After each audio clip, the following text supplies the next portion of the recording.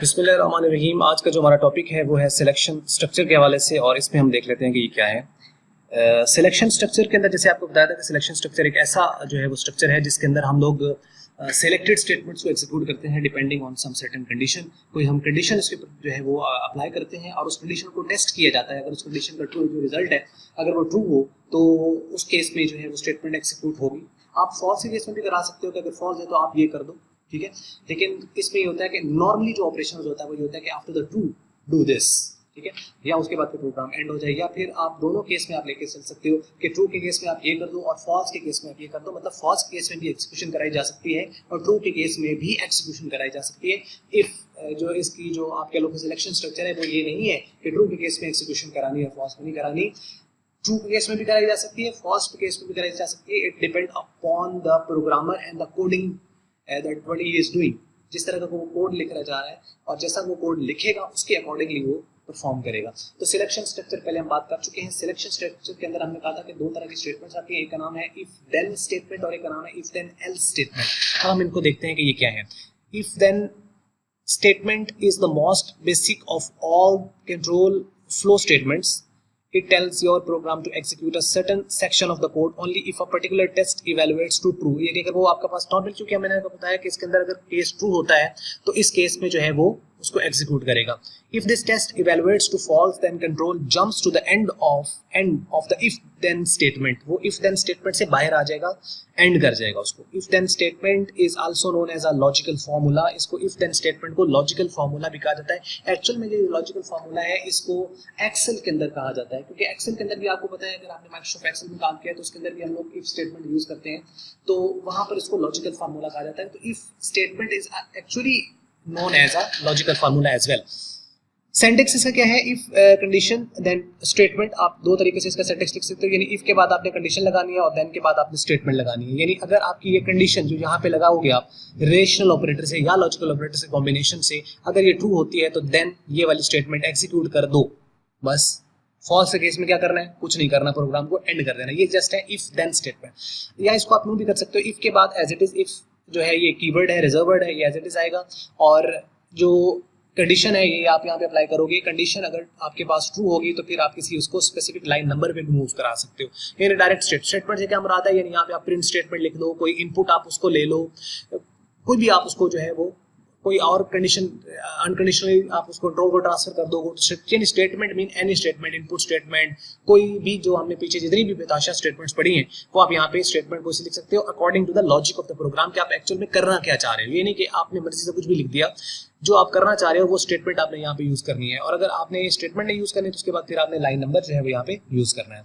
अब flow chart किस तरीके से आप बनाओगे कि सबसे पहले ये आपके पास जो सिंबल होती है इसमें ये इफ लिखा हुआ है, IF, इफ, यानी यहाँ पे कंडीशन है एक्चुअल में। तो ये आपके पास जो है यहाँ पे ये जो डायमंड सिंबल है ये आपको पता है कि ये डिसीजन मेकिंग के लिए यूज होती है। हम लोगों ने फ्लो चार्ट्स में ये पढ़ा था। तो डिसीजन मेकिंग का एक्चुअल में मतलब ये है कि आप उसके ऊपर कंडीशन टेस्ट करना चाह रहे हैं। तो यहाँ पे हम इसके अंदर लगाएंगे कंडीशन। अगर इसका रिजल्ट ट्रू होगा तो वो इस तरफ मूव करेगा।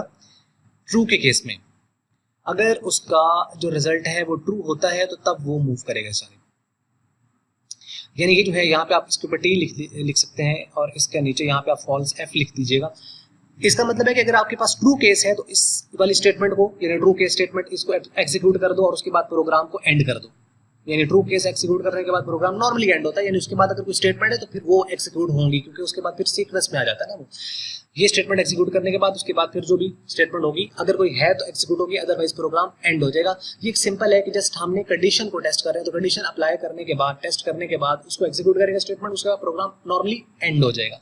और उसके बाद अगर आपकी कंडीशन फॉल्स है तो उसके बाद फिर प्रोग्राम डेफिनेटली एंड हो जाएगा, यानी उसके बाद फिर कोई और कंडीशन नहीं है। नॉर्मली यही होता है।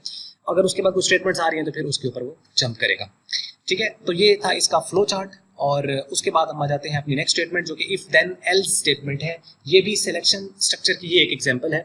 इसमें देखिए कि ट्रू के केस में भी हमने एग्जीक्यूशन करनी है और फॉल्स के केस में भी हमने एग्जीक्यूशन करनी है। तो आप यहाँ पे देखें कि when one out of two alternative is to be executed, then if then else statement is used. One out of two alternative is executed, then the statement is used. Keyword if follows the condition, keyword then follows the true statement and keyword else follows the false statement. जो आपके पास then होगा, उसके बाद true वाला case आएगा, और जो else होगा उसके बाद फॉल्स वाला केस आएगा। For example in the real life one में से इफ इट्स रेनिंग, कि अगर बाहर बारिश हो रही है, इफ इट्स रेनिंग, अगर बारिश हो रही है, देन क्लोज द विंडो, तो फिर खिड़की बंद कर दो, एल्स लीव इट ओपन, मतलब अगर बारिश हो रही है तो खिड़की बंद कर दो, वरना ऐसे खुली रहने दो। इसका मतलब दो है कि या तो खिड़की बंद करनी है या खिड़की खुली रहने देनी है। इसके अंदर ये दो आपके पास जो है वो अल्टरनेटिव्स हैं। अब कंडीशन क्या है, बारिश हो रही है, अगर बारिश हो रही है तो खिड़की बंद करनी है, अदरवाइज नहीं। तो इसका मतलब ये एक सिंपल आप इसको कंसिडर कर सकते हो कि ये इफ देन एल्स का आपके पास एक सिनेरियो है। स्ट्रक्चर इसका जो सिंटैक्स है उसके तरफ देखें, if condition then true case else false case. ठीक है, फॉल्स केस का मतलब है यहाँ पे फिर वही बात की स्टेटमेंट भी आ सकती है और यहाँ पे लाइन नंबर भी आ सकता है। केस के मुराद ये है कि यहाँ पे आपने या तो लाइन नंबर लिखना है तो या फिर आपने यहाँ पे स्टेटमेंट लिखनी है। ठीक है, इफ के बाद कंडीशन टेस्ट करके। अब इसका फ्लो चार्ट आप देख लें कि यहाँ पे कंडीशन होगी, इफ की कंडीशन है, यहाँ पे एक्सप्रेशन यानी कंडीशन ट्रू है तो देन के बाद वाली जो भी इंस्ट्रक्शन है, जो भी स्टेटमेंट है, जो लाइन नंबर जो भी उसके ऊपर लिखा हुआ लाइन नंबर के ऊपर वो एग्जीक्यूट करेगा, और अगर वो फॉल्स होती है तो फिर वो एल्स वाली जो इंस्ट्रक्शन है उसको वो एग्जीक्यूट कर देगा। तो अब हम देख लेते हैं इसकी एग्जाम्पल और कुछ इंटरप्रिटेशन है। We may also use the logical operators and और नॉट, ये तीन लॉजिकल ऑपरेटर्स हैं, हम लोगों ने पढ़े हुए पीछे, with if statement to make complex condition. अगर आप कॉम्प्लेक्स कंडीशन बनाना चाहते हो, कॉम्प्लेक्स कंडीशन असल में होती ही वो है, उस कंडीशन को कॉम्प्लेक्स कहा जाता है जिसके अंदर लॉजिकल ऑपरेटर यूज हो जाए, एंड यूज हो जाए, और यूज हो जाए या नॉट यूज हो जाए। तो कंडीशन असल में दो तरह के ऑपरेटर से मिलकर बनती है, या तो रिलेशनल ऑपरेटर से तो या फिर आपके लॉजिकल ऑपरेटर से। जो रिलेशनल ऑपरेटर्स हैं वो ऐसे ऑपरेटर्स हैं जिसके अंदर आप रिलेट कर रहे होते हैं value less than, greater than, less than, equal to, greater than, equal to, जो 6 हैं टोटल। और जो लॉजिकल ऑपरेटर्स हैं वो टोटल 3 हैं। अगर आप एक कंडीशन के अंदर सिर्फ लॉजिकल ऑपरेटर यूज करते हो तो वो वाली कंडीशन आपकी कहलाती है simple condition. A condition in which only relational operator is used is called simple condition, and a condition in which some particular logical operator has been used, then it is called a complex condition। तो यानी condition जो होती है उसको आप complex भी कर सकते हो। यानी कॉम्प्लेक्स का क्या मतलब है, कॉम्प्लेक्स का मतलब पेचीदा नहीं है, कॉम्प्लेक्स का मतलब है कि एक से ज्यादा कंडीशन है, एक से ज्यादा एक कंडीशन है, साथ कोई कंडीशन उसके साथ और भी टेस्ट करनी है, तो ये आएगा। इसी को हमने ये जो एंड और लॉजिकल ऑपरेटर है इसी का यूज करते हुए हम लोगों ने चूंकि रिलेशन और ये दोनों यूज होंगे, नीचे एग्जांपल है उसके अंदर ये इस्तेमाल करके भी बताया हुआ है। A condition which follow just a relational operator is known as simple condition. Following program will find and display the smallest of the 3 given numbers using if then else statement. आपने इफ देन एल्स स्टेटमेंट का use करना है जिसके अंदर 3 आपको number दिए गए और उसमें आपने बताना है कि सबसे छोटा कौन सा है, जो सबसे छोटा होगा वो आपने बताना है। अब यहाँ पे देखिए लाइन नंबर आ रहा है 10, 20, 30, 40, 50, 60, 70 और 80, 80 तक लाइन नंबर्स है। पहली लाइन जो है 10, उसके ऊपर लिखा हुआ है इनपुट ए बी। इसका ये मतलब है कि आपने ए और बी की वैल्यू इनपुट करनी है, यानी आपने वो दो नंबर एंटर करने हैं जिनका आप जो है वो टेस्ट करना चाह रहे हो कि उनमें बड़ा कौन है। एक्चुअली यहाँ पे एक छोटी सी मिस्टेक है और वो ये है कि यहाँ पे एक और चीज़ आनी है, input A comma B comma C. यहाँ पे सी भी है, वो भी आप इसके साथ ऐड कर लीजिएगा क्योंकि आप 3 नंबर इनपुट कर रहे हो, 3 नंबर आपने इनपुट करना है, तो लिहाजा यहाँ पे इनपुट ए कॉमा बी नहीं होगा, यहाँ पे है input A comma B comma C. ये आपने करेक्शन है, ये इसके ऊपर आपने कर लेनी है। और उसके बाद वो बात करता है जी कि if A is less than B and A is less than C, आगे कंडीशन उसने अप्लाई कर दी।